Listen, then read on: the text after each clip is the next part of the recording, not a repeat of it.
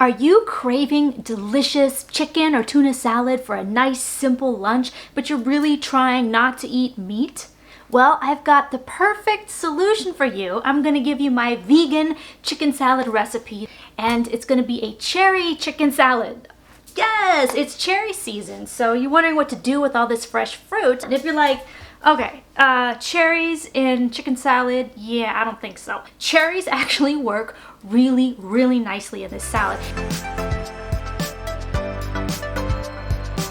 I know you've had or seen chicken salad with sliced grapes in it. It's the same concept. The grape and the cherry has a very similar profile. It's a little bit of sweetness, a little bit of tartness, and the fact that it's made with cherries is a twist nobody sees coming, and it'll even make everyday lunchtime sandwiches exciting for your guests and your kids and whoever else you might feed it to. Now, the base of this will be chickpeas or garbanzos and artichokes. That's what's going to give us the main texture that kind of mimics meat. All right, so let's get going.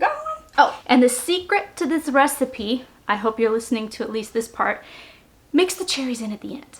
Because if you dump everything in the bowl, cherries included, you're gonna have a red chicken salad, and that's just not what we want. So we're gonna gently fold it in. And at the end, we're gonna stuff and half an avocado with our chicken salad. So let me show you how it's done. We're going to be adding 1/8 of a teaspoon paprika, garlic powder and onion powder, Himalayan salt, some walnuts. Again, give us a little bit of fat, add a little bit of texture. Chopped up cherries, some olive oil, and then of course, veganese. I've got probably, maybe like 1/3 cup of cherries to, I don't know, 1/2 cup or something like that. I happen to have a potato masher, which is really nice for handling these chickpeas.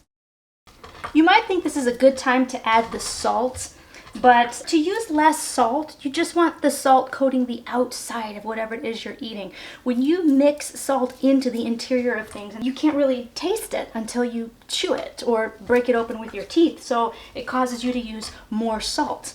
So that's why I like to try and salt at the end and not midway through cooking. Now I'm going to add some veganese. That is about 1/2 cup. So I've got my garlic and my onion powder, it's paprika, a little cracked pepper. I have here 1/4 cup of chopped walnuts, okay? Now I'm going to chop up the artichokes. The smaller the pieces, the better. I also like to check if the outside skin on the artichoke is like just a little bit hard. I set it to the side because nobody wants to eat that either. So depending on the brand that you buy, you might have to check. This is where the salt comes in. And this is Himalayan salt. And this is a drizzle of olive oil. So I'm gonna add a little bit of cayenne pepper because that's just how I roll. So basically I doubled everything that I said. Okay, so you're gonna wanna do like at least 1/2 teaspoon to 3/4 teaspoon onion powder, probably 1/2 teaspoon garlic powder, a good 1/2 teaspoon to 3/4 teaspoon paprika. You wanna salt and pepper to taste. I used a lot of pepper. I put in a little bit of cayenne pepper, maybe like 1/4 teaspoon of that, all right? And then the veganese has its own flavor, and the artichokes have a nice sort of tart brininess to them. So we should be good to go. The walnuts are gonna add texture. They don't really taste like much. So now all we need is to add those cherries, and we have our delicious salad. We're ready for the cherries. Now, if you guys wanna add dill or some other herbs, a little bit of chopped tarragon would actually be delicious in that. I definitely would recommend that. Okay, so in go cherries. This is where I fold it in gently. You can use cranberries too in your vegan chicken salad. Cranberries are good, grapes are good, green apples are delicious. You know, you could also add honey mustard. That's another good one. Yes, that's what our vegan chicken salad looks like, and it's absolutely fantastic. So now, all we have to do is stuff 1/2 avocado, and we are good to go.